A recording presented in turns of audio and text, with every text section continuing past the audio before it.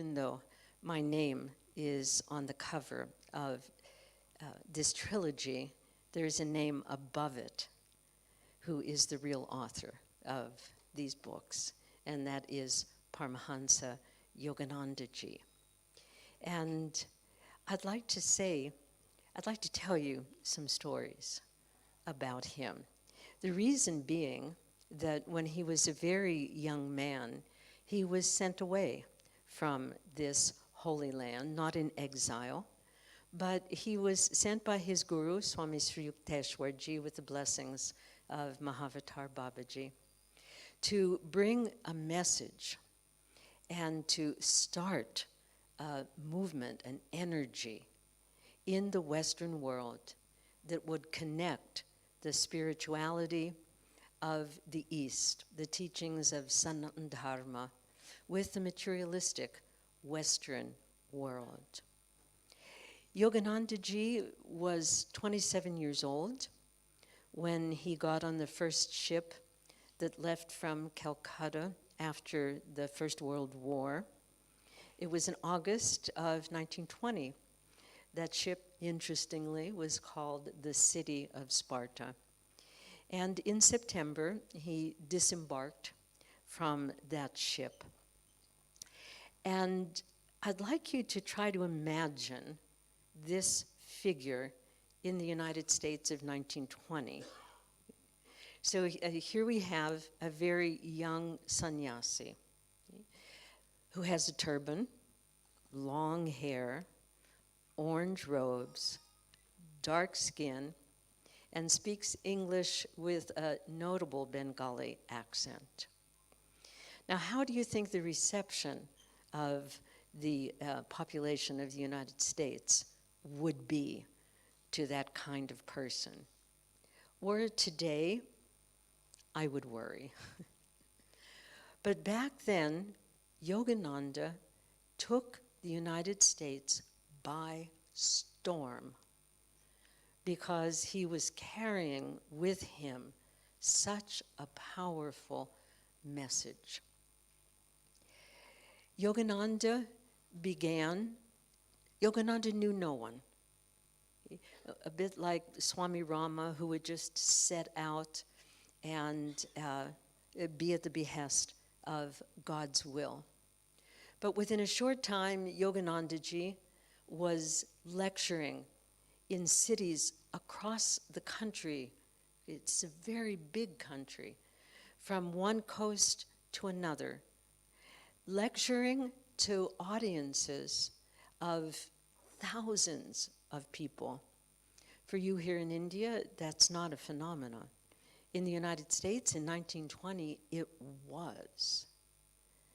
Yogananda, just a few years into his life in the United States, was speaking in Carnegie Hall, which is the largest hall on the East Coast, to thousands of people. In just 1927, he was in the capital of the United States in Washington, D.C. He was speaking to 5,000 people. On what subject? Can you guess? On health, on healing. The title was Everlasting Youth. It was at that time that he was invited to the White House to meet President Calvin Coolidge, and they had who knows what they talked about. I've always imagined that Calvin Coolidge invited him not just, what should I say, for state purposes, but I think also for personal purposes. There was a photograph taken of Yogananda outside of the White House at that time, and if you look carefully, you can see President Coolidge inside peeking out of the window. It's a very sweet photograph. Yogananda also met the president of Mexico, and so on. Okay? He was a phenomenon.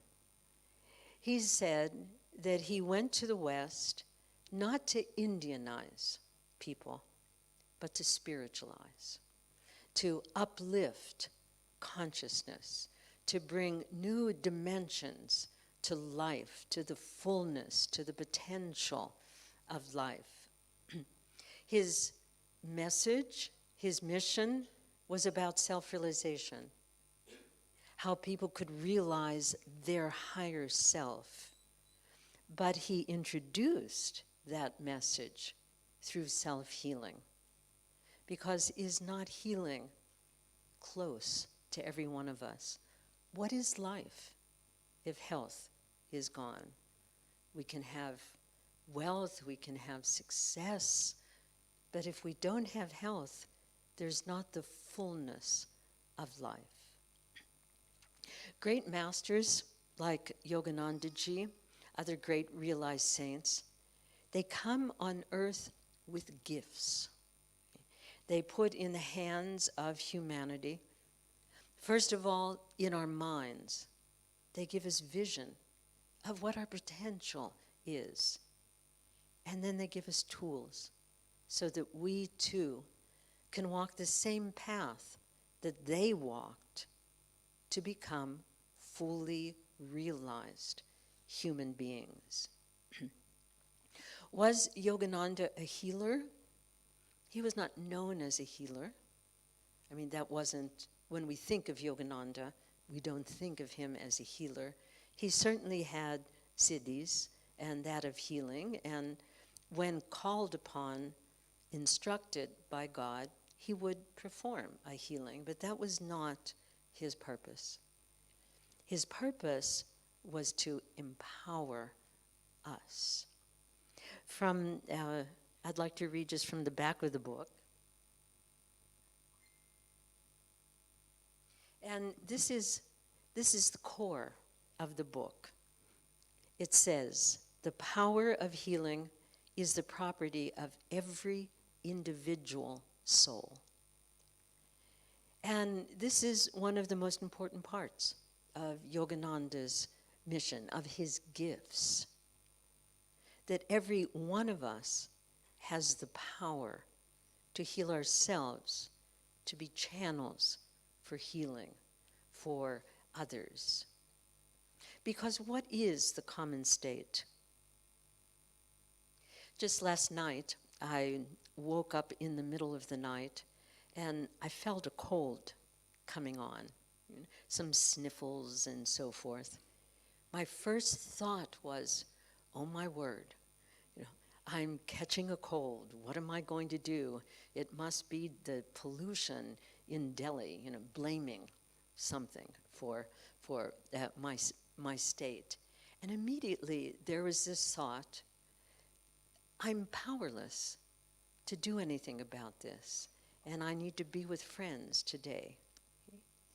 It was immediate, and it almost trapped me at that moment, because I was half asleep. But then I remembered that the power of healing is the property of each one of us. And lying in bed, I began to do some things which I'm going to share with you today.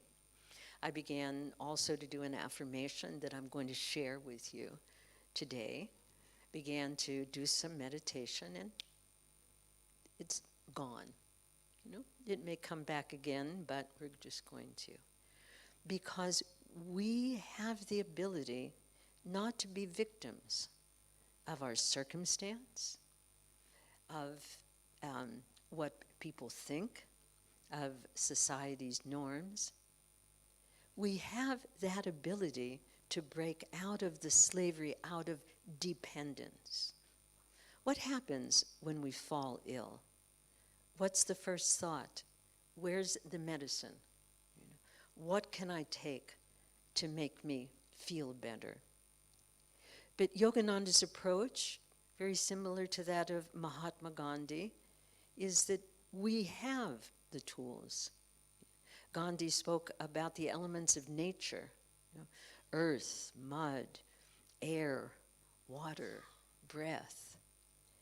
And Yogananda takes us to the next dimension, which is that of life force, as being the essential power for healing. And I'd like to say a little bit about life force and then do some practices with you. What is life force? From whence does it come? So when the night of Brahma is finished and the day of Brahma is to begin, how does it begin? The scientists say, with a big bang. And isn't it so? Creation comes out from unmoving spirit with power, with movement, with force. The force of life, the force of creation. This is the birth of life force. We call it by many names. We could say it's the Mahashakti. And it filters down through all of the worlds, through the causal world, the astral world. It comes into this physical world, from cosmic energy to life force. And it enters our body. Inside our body, it's known as prana. Yogananda talked about lifetrons. He loved to coin words. You know, he said our cells, every cell in our body is conscious. It's like a little universe in itself. On the physical level, it's composed of neutrons, protons, electrons. But Yogananda ji says it is really composed of lifetrons, of prana. There is prana in every single cell of our body. Experiments have been done already many decades ago in these huge machines called accelerators, where they make particles go very fast until they explode. They experimented with a single human cell. We have 84 billion cells in our body. One cell was accelerated to the point of explosion and measured many times the power of the sun. One cell has that immense power. Yogananda, during lectures, would sometimes pinch his arm and say, in 1 gram of flesh, there's enough power to keep a large city alight with electricity. We are made of power. Prana is our nature. Life force is what sustains us. It is a renewable source. But what happens in our lives, for many reasons, especially of inner conflicts, of emotional reactions, of disappointments, or just of ignorance of how to live, the life force within us becomes depleted. And when it gets low, and it does every day, if we don't know how to fill up the tank, we are left vulnerable. The aura, the magnetic shield around us, becomes porous, and what's ever floating out there is going to come into us. It's going to seep in. And so what is Yogananda's advice that's contained in these books? Very simply, keep the tank full. And we're going to do some practices by which you can do that, and so many more in this book. To show you, I'd like to read a story. As Sri Kartikeyanji was saying, there are many personal stories in these books that show us that the tools and the techniques work in people's lives. But this is an introductory story, and as a matter of fact, when you open the first volume, this is the first story that you'll see. This story is based on true accounts of people, and I read an excerpt from an oncological journal.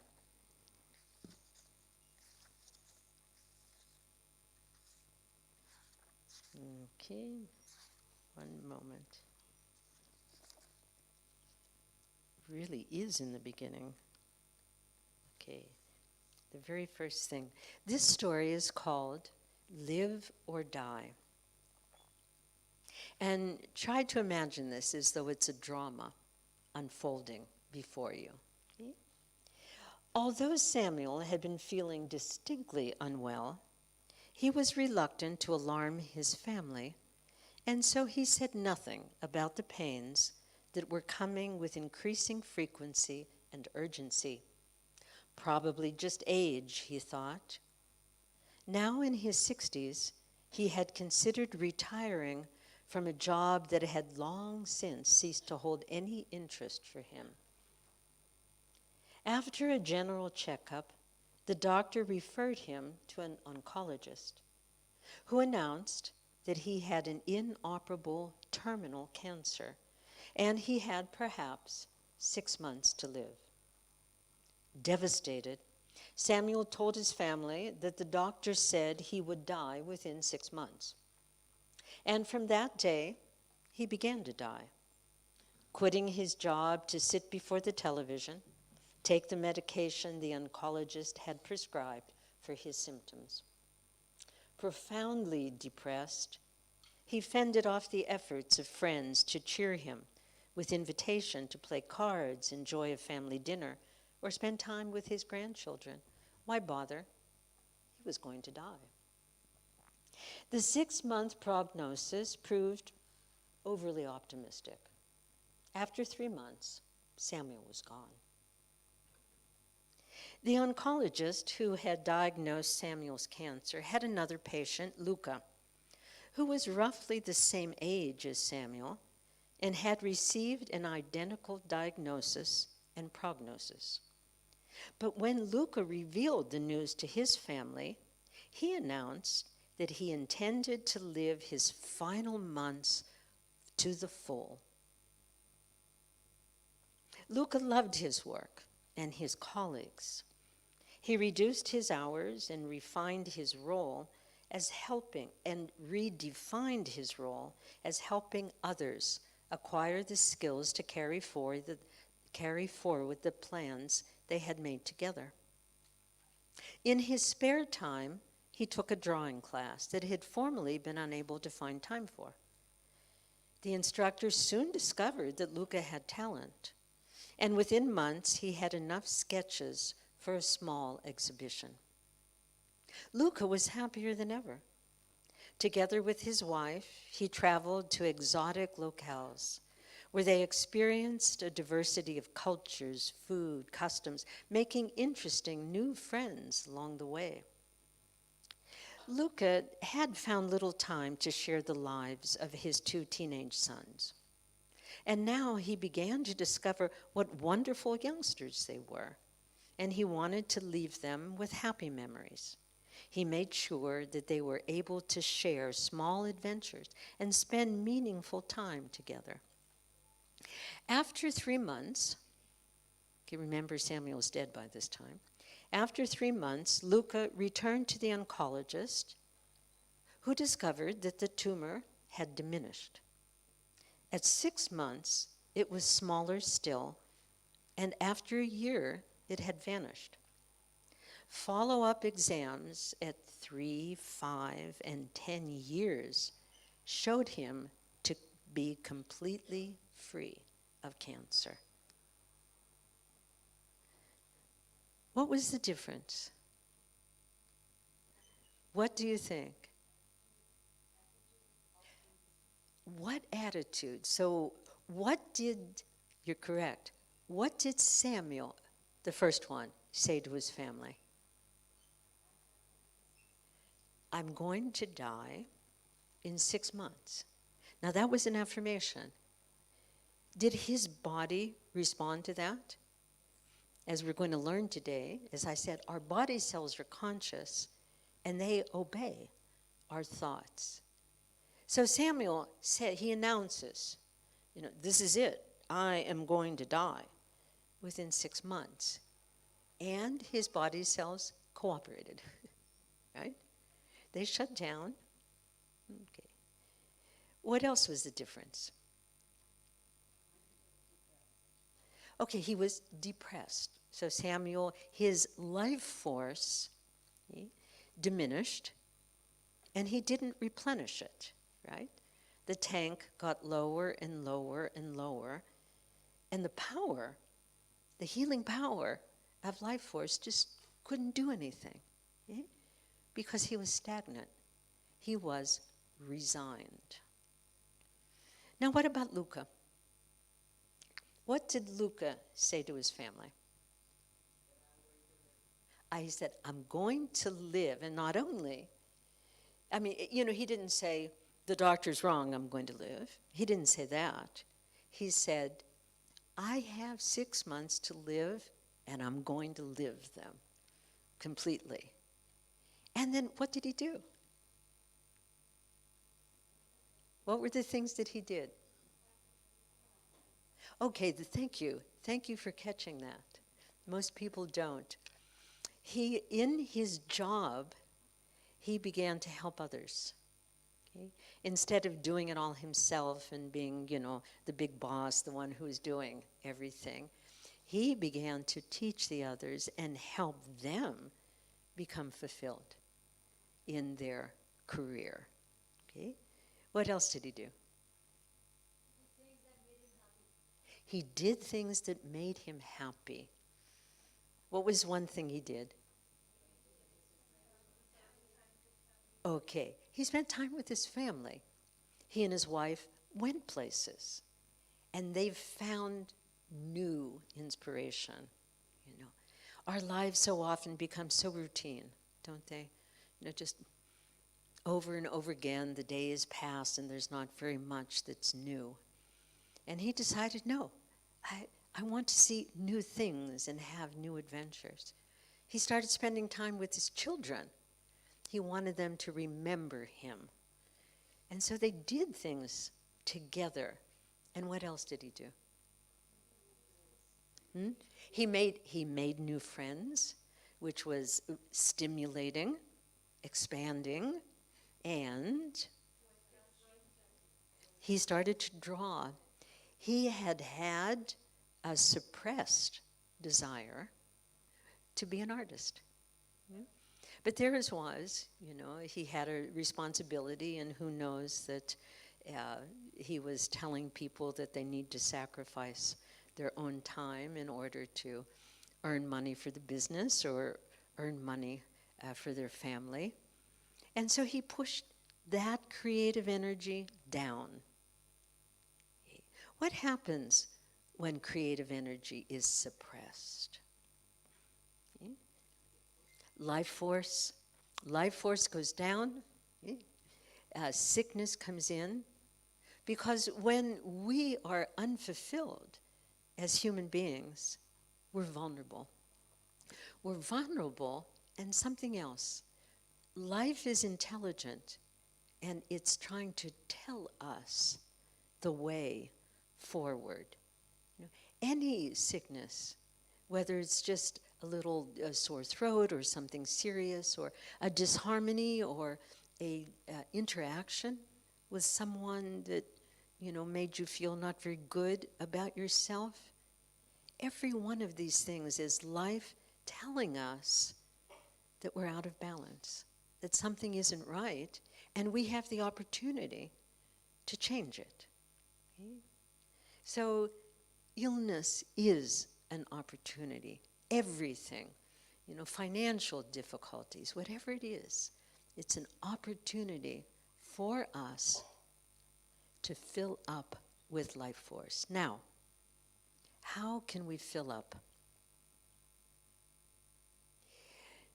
Yogananda is known as the author of the autobiography of a yogi. Millions upon millions of copies have been sold, and that book has set people on a pathway to their own higher self. It was never his intention that people who read that book would become his disciples. Great masters don't come for that reason. Okay? They come to offer something to help humanity. Yogananda is known as the master who brought Kriya Yoga to the West. And now it's bounced back here to India. Yogananda served as a bridge. We can see it in his name, Yogananda. Bliss through bringing together. It was the bridge. Yogananda was a spiritual ambassador for India. Yogananda was the bridge between East and West. Yogananda was the bridge between science and spirituality. And most importantly, Yogananda's teachings are the bridge between our egoic self and our higher self. He will be known, I hope, from today forward as the person who has brought the gift of life force and how to use it to our generation and to all generations in the future.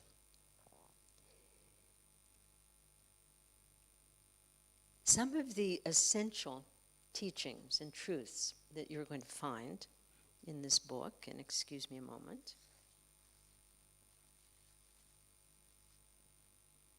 is the obvious fact that energy, life force, has no limits. And it is renewable. It's not like coal, it's not like oil. Okay? We can renew it within us. And he gave a great secret for all of us, that there is a secret door in our physical body through which life force enters. Okay? We think that we get food through the mouth, nourishment, right? It's actually the largest opening in the body.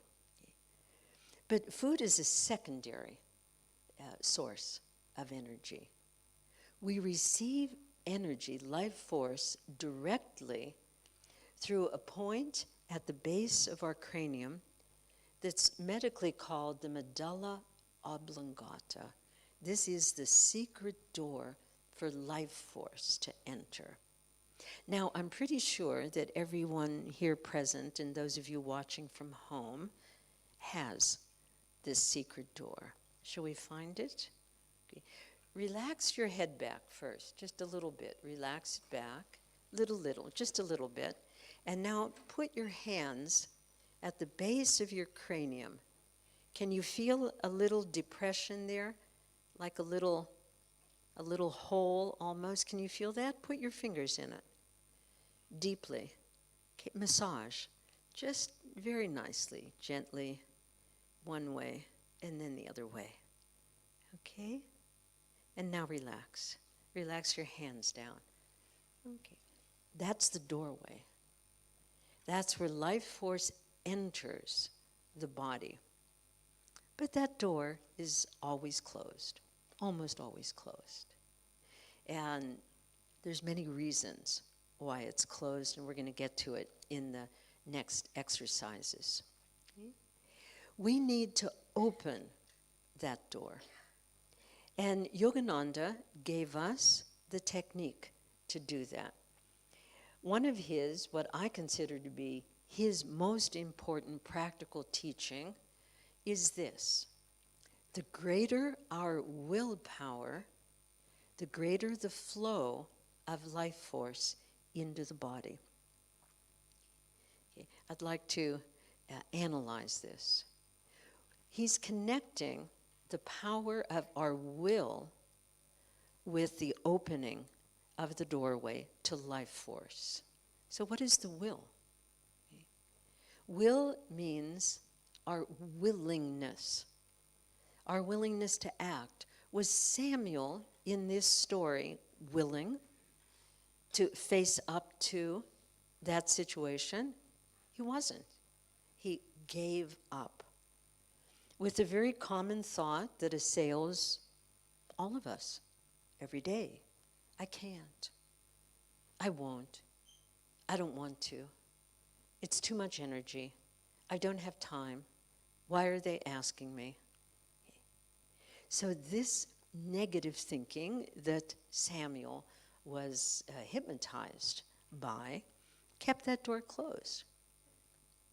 But what did Luca do?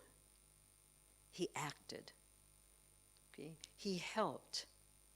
He expressed his creativity. He went out, he traveled. Okay. In his mind, as you had said, the attitude was different. His attitude was, I will, I can, I want to. Okay. So the greater our willingness to engage in life, to give to every activity good attention, good creative energy, rather than being satisfied with mediocre or as little as possible. What we put out draws to us what we get back. The greater the power of our will to do, to create, to think, to engage, to expand, the greater the flow of life force. So here's a very simple exercise that Yogananda teaches, and this is just, let's say, an entry exercise. But we could call this the 20-second life force recharge. And what we're going to do, we're going to use the breath, which carries prana. We're going to inhale through the nose in a very specific way that requires some willpower. We're going to inhale with a short breath and then a long breath. And we're going to exhale through the mouth with a short breath and a long breath. So this is the pranayama part of this 20-second recharge. So we can do this while you're sitting there, and it might make your head, a little light. So we'll do the sitting, and later we'll do it standing. So sit up nicely. Yogananda teaches that the spine, the straight spine, is the highway for life force. He said a bent spine is the enemy of self-realization. So sit up nicely. Okay, I'm going to demonstrate this, and then we're going to do it together. It's very simple, and I am going to use the abdomen. I'm going to do short, long through the nose, short, long through the mouth. This is what it sounds like. Think you can do that? Keep your chest up, open. Get your chest cavity open. Okay, let's do it. Short, long through the nose. Short, long through the mouth. Again, short, long through the mouth. And once more, short, long, and exhale. Just keep your eyes closed and relax a moment. And just see if you can feel something a little different that's happening in your head and your body and your cells. Now there's a second half to this exercise, that after having done the short, long inhalation, we're going to tense all of the muscles of our body. Okay? They're tense anyway, but what we're going to do is we're going to bring them all to a conscious high tension, everything from our feet all the way up, and we're going to do it gradually so that the tension will be like a flow. So I'm going to demonstrate to you as I explain. I'm going to do the breath, and then I'm going to gradually tense, including my face muscles, my feet, my arms, my legs, my spine, and then I'm going to relax. Okay? We're going to do this 3 times, sitting. So please close your eyes, sit up straight. Chest is up, shoulders are back. Okay. Short, long through the nose. Gently tense, slowly, medium, high, vibrate, hold, hold, hold, exhale. And feel. Again, short, long. Slowly tense, strongly hold, hold, hold. One last time, short, long. Slowly, completely vibrate, vibrate, hold, hold. Exhale. Leave the breath out a moment. Breathe normally, keep your eyes closed, and just feel.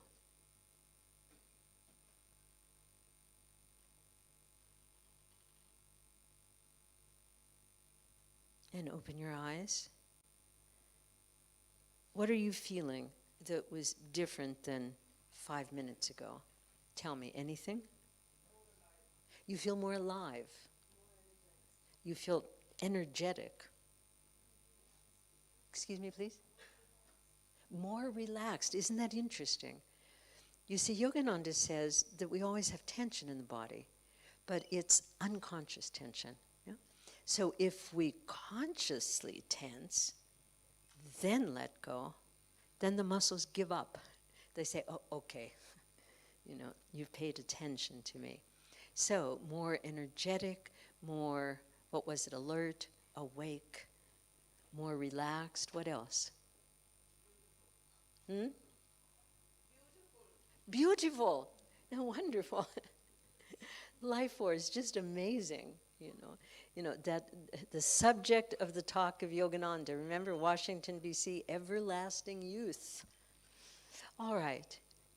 What happens when we use the breath, then the will to tense and relax, the door opens. And the life force comes in. Now this is one part of the formula of life force self-healing. Yogananda says that all illness is due to a lack of life force, insufficient supply, and an inharmonious flow into the body. Okay? It's not flowing well. So how do we get life force, a fresh supply of life force from here into the body? This is the basis of Yogananda's energization exercises, which in this book is called the Life Force Energization Exercises. And it's very simple. I'm going to show you a simple exercise. We'll do it sitting and then standing. And this simple exercise can fill up the tank in 2 minutes throughout the day. And while I'm thinking of it, I'd like to underline the necessity of keeping the tank full during the day. The tank, it's like an old cell phone. You have to keep charging it.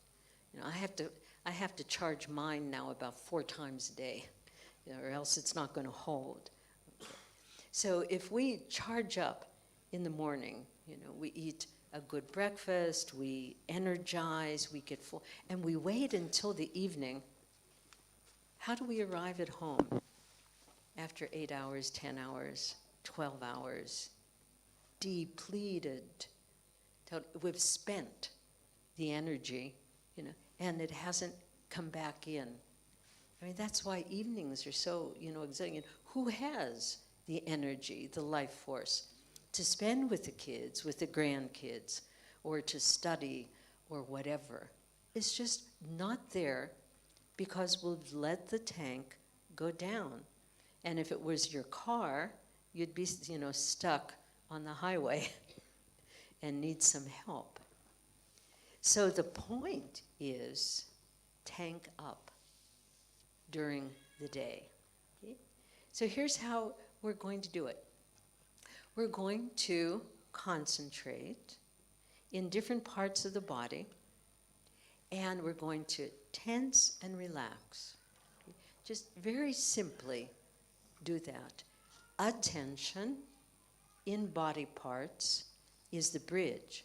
Concentration is the bridge that takes life force from the universe in and tells it where to go. This is the power of the mind. Okay? We can control our destiny. once we develop these powers. They're ours. Okay. So here's what we're going to do, and you can do it sitting, and we'll just go through it. So I'm going to call out parts, and we're just going to tense, hold a bit, and relax. Okay? This is just going to take a few seconds. So again, sit up nicely, chest open, spine nice and straight. If you want to, you can close your eyes so you can find these parts. All right?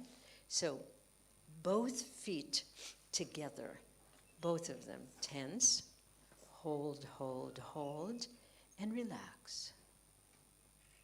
Both calves, concentrate, tense, hold, hold, hold, and relax, and feel. Both thighs, concentrate. Now tense, vibrate, hold, hold, hold, and relax completely, completely, completely, and feel. Both buttocks, concentrate. Tense, vibrate, hold, hold, hold, and relax completely, and feel. The lower abdomen, you can put your hands at the lower part where the intestines are. Tense those muscles. Tense, vibrate, hold, hold, hold. Relax and feel. Hands now at the stomach level. Pull in the stomach sharply. Tense, vibrate, hold, hold, hold. Relax and feel. Relax the arms down at the side. Both hands, both forearms, concentrate. Tense, vibrate, hold, hold, hold, and relax. Both upper arms, tense, vibrate, hold, hold, hold, and relax, completely, totally relaxed. The left side of the chest, you can put one hand there to feel those muscles. Okay, tense the left side, vibrate and hold, hold, hold, slowly relax. Now the right side, slowly tense, vibrate, hold, hold, hold, slowly relax. And now the neck. Both sides, first left and right side of the neck. Tense, vibrate, and relax. Now the front of the neck and the throat. Tense, vibrate, and relax. And now the back of the neck. A lot of tension there. Tense, and relax. Now let's do the double breath, short, long. Tense them all. Okay, short, long through the nose. Tense. Hold, hold, hold. And once more, short, long. Tense, vibrate. Exhale. Relax, keep the breath out a moment. Now breathe normally. Keep your eyes closed, please. Now feel.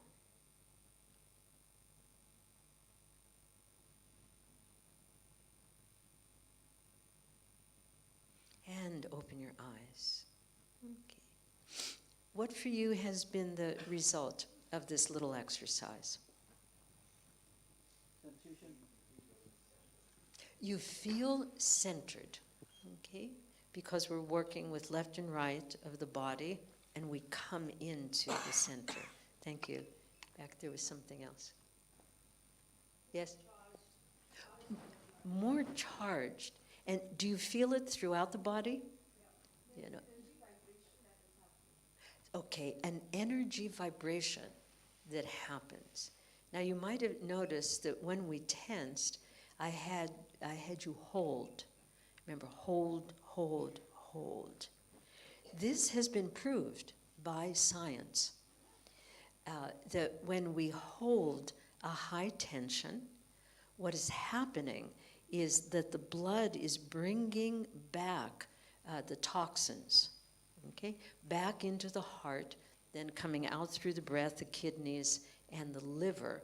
And when we relax, more oxygen and blood rush to the parts that have been tense. This is the physiological process that's happening when we're doing this simple exercise. The metaphysical result is that as carriers, the breath and the blood are carrying the life force. Okay? And with the tension, the life force is removing toxins, and with the exhalation, it is supplying nutrients to that part of the body. Doing the energization exercises, this is one of 39, but the most important one. Doing all of them every day purifies and regenerates the whole body. That's why Yogananda could give a talk called Everlasting Youth. Why do we age? The cells die. The cells are going to die anyway, but they normally, dead cells hang around. But when we do this life force energization, we're sloughing them off. We're getting rid of them through the breath, and through the organs. So we are accelerating a process of regeneration, regenesis. Okay? This is, I think, the greatest tool that Yogananda has given to us. Okay? That when we do this and we make it a practice, we're going to be clean and energized every day and throughout the day. Now, this one exercise, how long does it take? What do you think? We're going to do it again so that you can remember. 1 minute? Maybe less? Okay? Just think of the way you were feeling, alive, awake, energized, beautiful. What if you did this every hour? What if you did this at least 3 or 4 times a day? You would what? Okay, the tank would always be full. I'm going to repeat it again and again. If there's one thing you remember when you walk out of this class is keep the tank full. And that it's not hard to do that. It takes 30 seconds.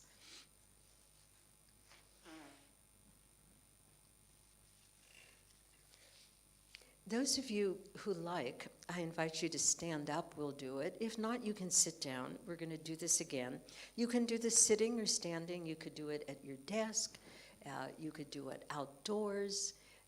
If you need to fill up the tank and you're in a meeting or something, excuse yourself and go to the bathroom and do it there.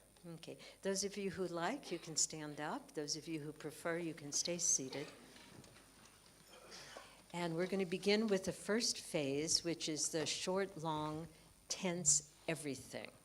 Okay, spine nice and straight, shoulders down and back, chest up, body relaxed, smiling. I mean, this is a great thing. Okay. So, short, long through the nose. Tense, gradually, vibrate, hold. Exhale. And feel. Once more, short, long. Tense, vibrate, hold. Exhale. And feel. Both feet together, concentrate. Tense, vibrate, hold. Relax. Feel, if you can visualize the light of life force that's working in your feet. Both calves together, concentrate. Tense, vibrate, hold. Slowly relax. Feel, see that life force. Both thighs together, tense. Vibrate, hold. Slowly relax. Feel, see the life force, feel it. Both buttocks together. Tense. Vibrate, stronger, hold, hold, hold, and release. With control, feel, see it, feel it. Lower abdomen, intestines, tense. Hold, hold, hold, and slowly relax. Stomach, upper abdomen, tense. Draw the stomach in, up, vibrate, hold, hold, hold, and slowly relax. If you want to, you can massage that area. Get nice warmth in there. Relax the arms down. Both hands, both forearms, tense. Vibrate, hold, hold, and slowly relax. Feel, see. Upper arms above the elbows, tense. Vibrate, hold, hold, hold. Slowly relax. Feel the arms. Feel the hands. Okay. Both sides of the chest together. Tense both sides.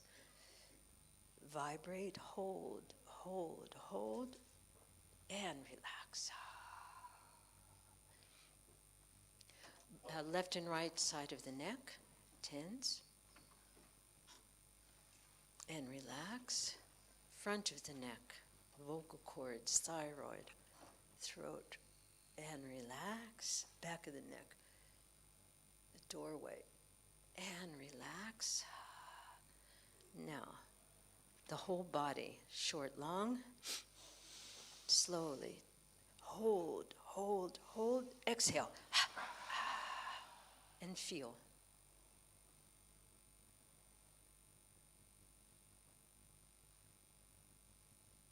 And please sit down. So, how full did you get your tank? What do you think? 20%? 100%? Could you feel it? Could you feel it? It just takes a little will, some knowledge, some tool. And I can guarantee you, if you keep your tank full during the day, you will be strong, you'll be successful, you will be more healthy, you'll have more vitality. This is part of the first volume of this book. Each one of these volumes is connected with an online appendix where there are original articles in Yogananda's words, unpublished things by Swami Kriyananda. And in this volume, I teach in 4 lessons, videos of how to do the full life force energization. Okay? It's not in the book. A part of it is in the book, but there's a code. So when you get the book, you'll see the code for the appendix. Go there, and there's a lot of instruction videos. So these books are not just books. They're books with workshops connected with them.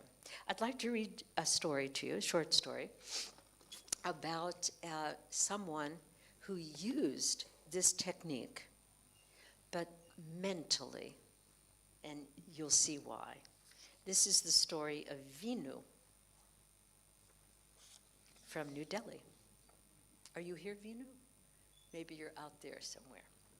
This is called Miraculous Recovery. Where am I? How did I get here? Why am I here? I must go and find someone to ask, but I can't move.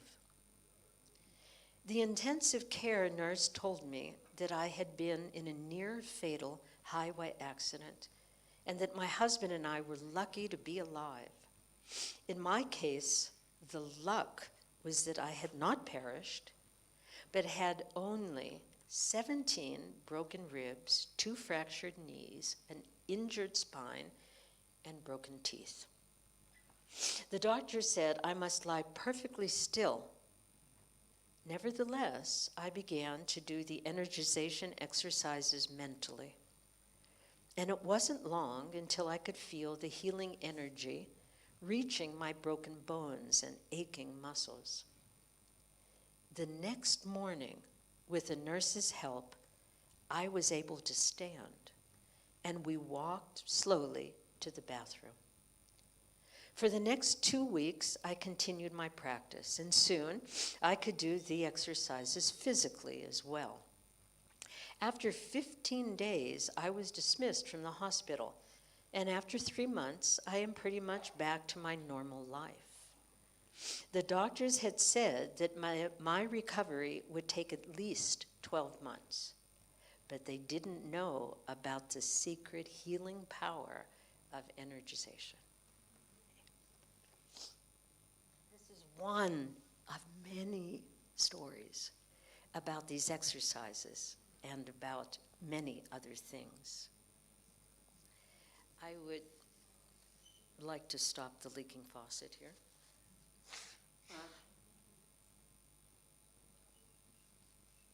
I have more. I got it. I came prepared. All right. There is another element in our self-healing life force process. And this is mentioned in the second volume, which is about our mind. Now, I mentioned Yogananda's aphorism, the greater the will, the greater the flow of energy. Swami Kriyananda says, remember this, repeat it every day to yourself in every situation, emblazon it on your mind in every situation, when you're working with your family and so forth. Okay. The greater the will, the greater the flow of energy. But what makes us willing? It's the thought in our mind. Okay. Because if we have a no thought, that's it. The door is closed. It stays closed. There's only two qualities of thought. We have thoughts that close the door, keep the door closed, and we have thoughts that open the door.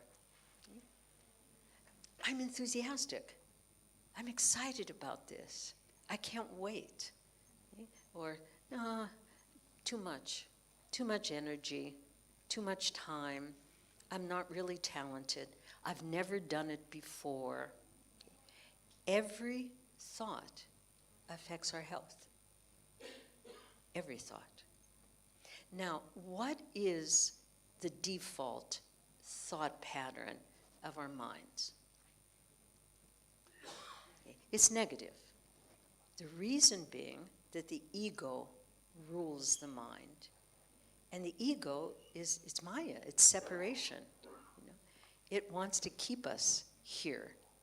And the voice of the ego is the strongest voice in our mind.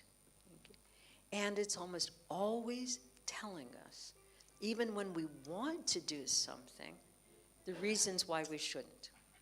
Or even once we've determined to do something, why we should have second thoughts, why it's too difficult, why somebody else should do it. The ego is extremely active in our conscious mind. And we talk about the many dimensions of the mind there. So in order to harness the power, the healing power of life force, we have to train the mind, okay, to think positively, to say, I will, rather than I won't.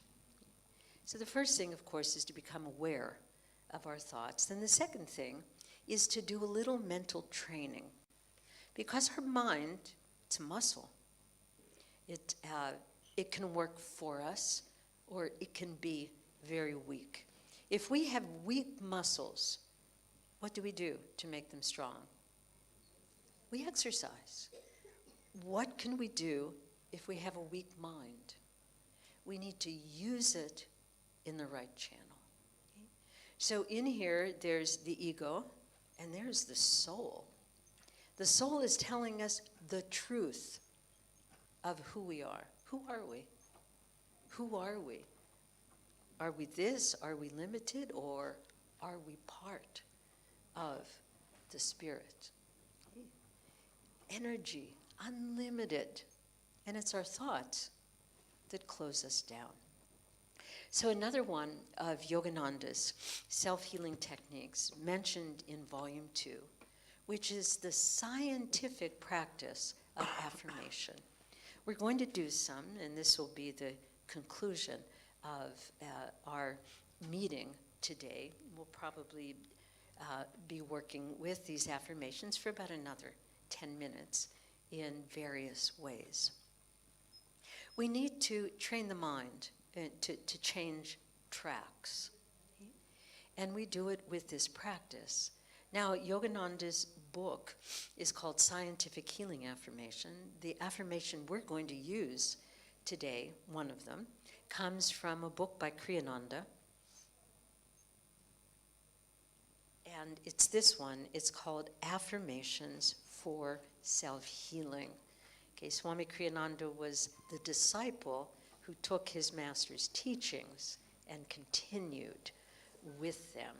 Highly recommend this book. I recommend those books.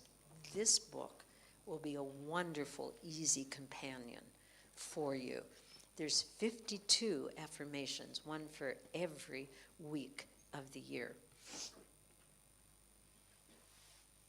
So, what is the science behind affirmation? The power of affirmation is in truth, okay? Because truth trumps falsity. Okay? When we are in the presence of truth, we open up because our soul recognizes the truth. For example, the Vedic mantra, Aham Brahmasmi, that's truth. Okay? Cosmic consciousness, according to Adi Shankaracharya, Satchidananda. This is truth, consciousness, and bliss. Okay? I am joy. Okay? I am a creature of the Creator who made me from love. As we create children from love, hopefully, the Creator has made us from love. And that's who we are, and that's why we are here. So in the presence of truth, we open up to the flow of life force. So we're going to repeat one of the affirmations from the scientific healing, from affirmations for self-healing. There's a few things that are important that make it scientific. One is that we understand the affirmation. Okay? Our conscious mind has to be convinced, that this is true. Or at least it's hypothetically true. We're going to give the benefit of the doubt and not benefit and not close down due to doubt. Okay, so we need to understand it. Then we need to infuse all levels of our mind, saying the affirmation with conviction, with power, with repetition. It's like a drop of water. In the beginning, maybe it doesn't make a depression or a pool, but with time, it does. And that impression goes into the subconscious mind, and it becomes a memory and a habit pattern, and it becomes part of our mental diet. This is what Yogananda calls our habitual thoughts, our mental diet. So I'm going to tell you the affirmation, and we're going to break it down, and then we're going to do it together. The affirmation is, I'll say the whole thing, and then we'll break it down. My body's cells obey my mind. They dance with divine vitality. I am well. I am strong. I am a flowing river of boundless power and energy. Isn't that elegant? There's just something so true and so beautiful about it. So let's start with the first phrase. My body cells. I'm going to stop right there. It's very helpful to think of ourselves on the cellular level and to recognize that all of our cells obey our thoughts. They have no choice. When you get up in the morning and you say, I am sick, the body cells say, okay, we're sick. And they close down. It's not that the body cells in your left leg say, no, we vote that we're okay today. No. My body cells obey my mind. I mean, that's it. We can't get away from that truth. The next phrase is, they dance with vitality. It's so helpful to have images because they impress the subconscious mind very deeply. Have you ever thought of your body cells as dancing? They do. When we're happy, don't you feel it all over? You feel this kind of energy. But that's when your cells, they're dancing. So as we say this affirmation, try to see them dancing all over in your stomachs, in your brain, and so forth. They dance with divine vitality. Now comes the truth. I am well. But what if your body's sick? I mean, are we lying to ourselves? Well, the body can be sick, but the soul, never. The soul is perfect. The soul is always well. And we will eventually live much more constantly in that. So we're affirming the soul, that voice. We're saying, I am well. I am strong. Okay? That's what we're telling ourselves. Hey, guys, we are well. We are strong. And then another image. Okay? This affirmation lends itself to imagery. I am a flowing river. You like that? I mean, life force is a flowing river. Like Siddhartha in Hermann Hesse's book, would sit by the flowing river and learn everything about life. I am a flowing river of boundless power and energy. Boundless. There's no limit there. Are we afraid of that power? We shouldn't be. Not for ourselves. We should be afraid to impose it upon others. But I am a flowing river of boundless power and energy. This is life force.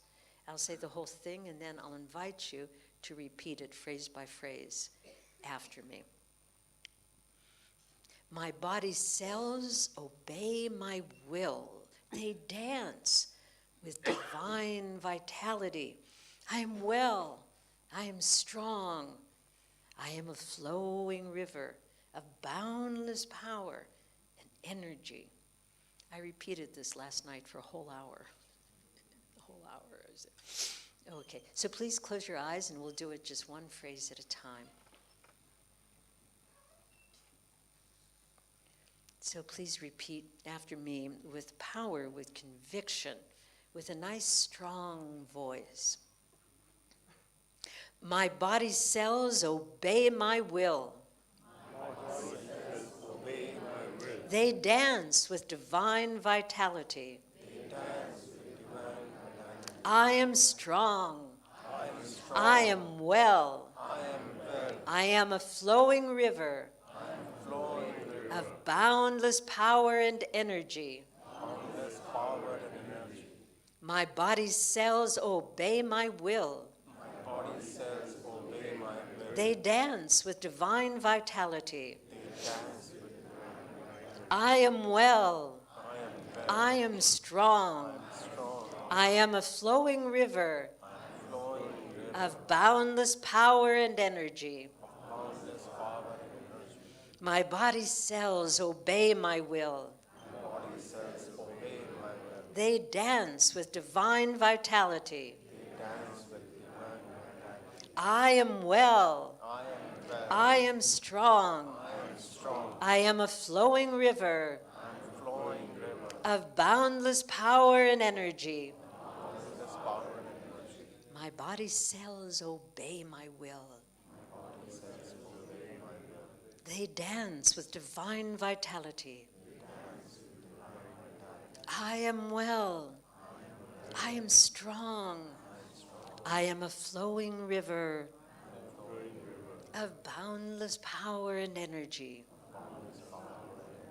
My body's cells obey my will. They dance with divine vitality. I am well. I am strong. I am a flowing river of boundless power and energy. Now repeat silently, mentally, forcefully. Infuse your subconscious mind with this affirmation so that it works for you always. My body's cells obey my will. They dance with divine vitality. I am well. I'm strong. I am a flowing river of boundless power and energy. I am well. I am strong. I am well. I am strong.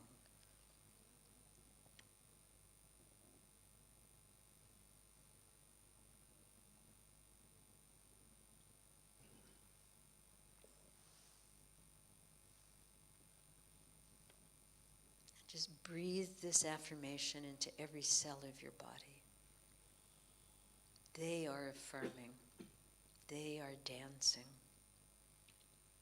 They are well, they are strong. Absorb.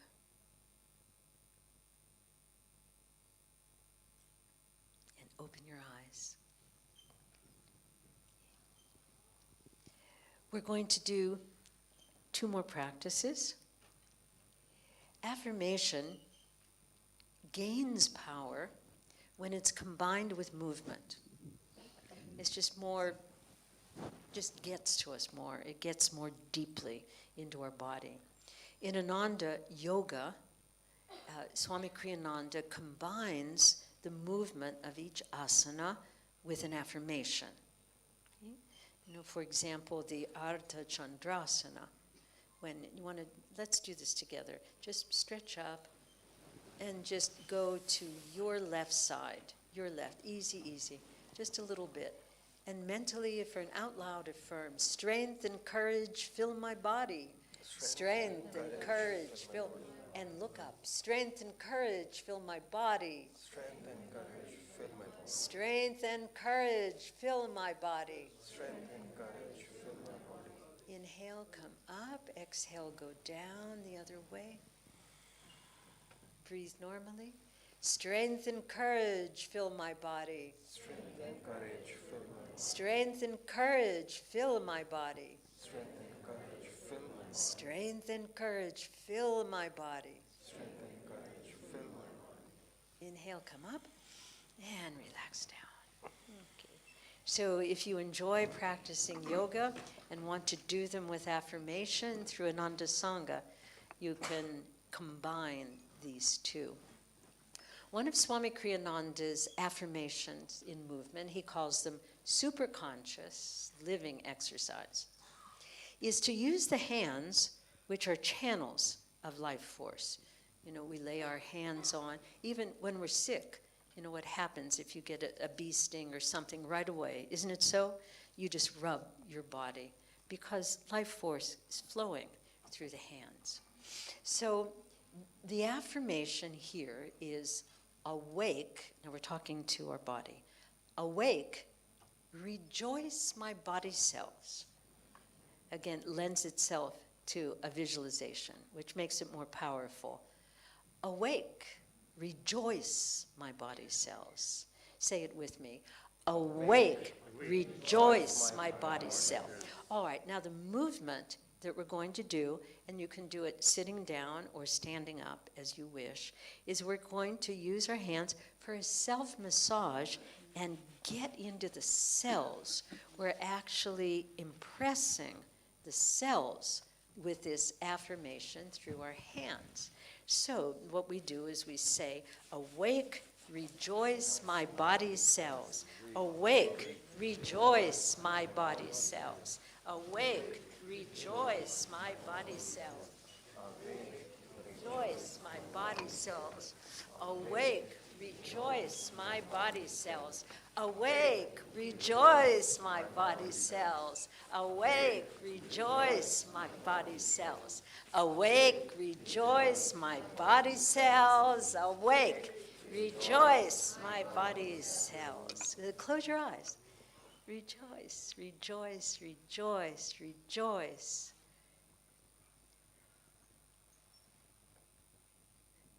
Are your cells talking to you? And you don't have to pay for this massage. Do it. Get your hands on your body during the day, okay?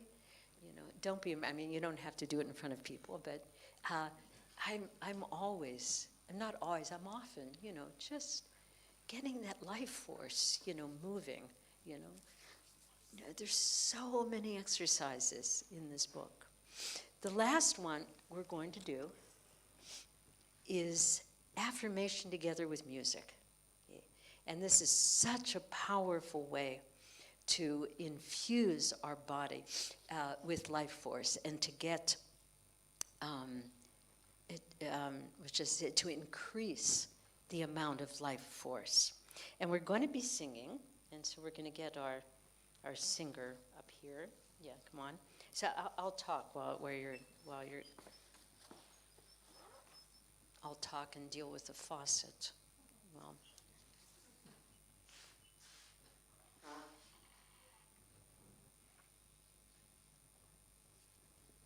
So this affirmation chant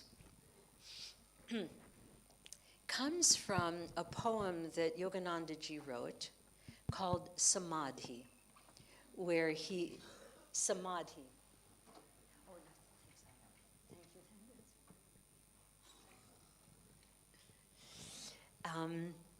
It's in his book, The Autobiography of a Yogi. And the very last lines, well, not the very last, some of the last lines say this, and it's a song, it's an affirmation that we've put to music.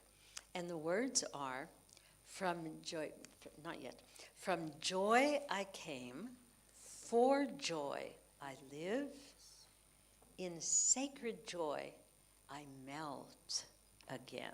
So try to even see this, you know. So it's from joy I came, you know, that's where we descended. For joy I live. We need to live to be happy, you know, not to be just a cog in the wheel. Okay? In sacred joy I melt again, you know, just like the salt doll melting into the ocean. This is Ramakrishna's image. From joy I came, for joy I live, in sacred joy I melt again. And I invite you, if you feel inspired, to stand up and sing and move and dance if you like.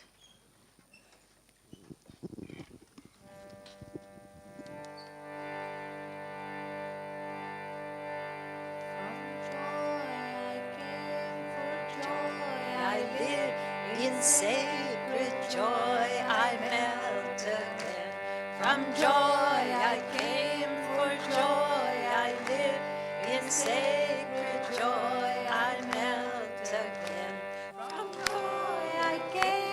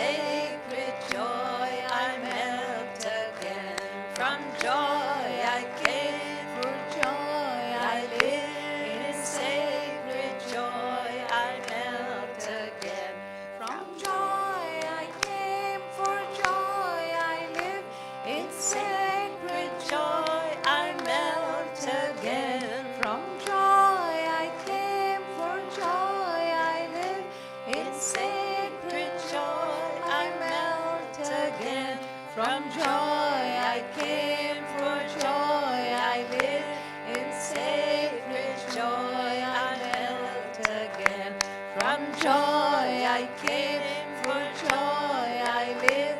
In sacred joy I melt again. From joy I came, for joy I live. In sacred joy I melt again. From joy I came, for joy I live. In sacred joy I melt again. From joy I came, for joy I live. In sacred joy I melt again. From joy I came, for joy I live. In sacred joy I melt again. From joy I came, for joy I live. In sacred joy I melt again. From joy I came, for joy I live. In sacred joy I melt again. From joy I came, for joy I live. In sacred joy I melt again. From joy I came, for joy I live.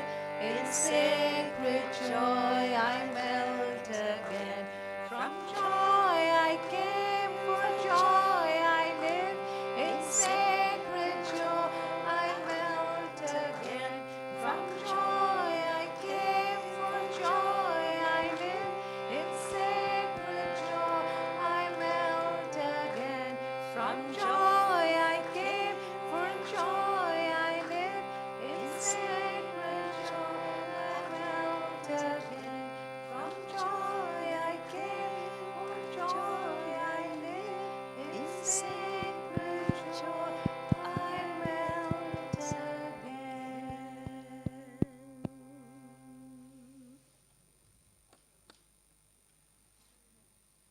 So let this be the two things you take with you. Keep the tank full, live in joy. Thank you very much for your presence. Thanks again to Sri Kartikeyan.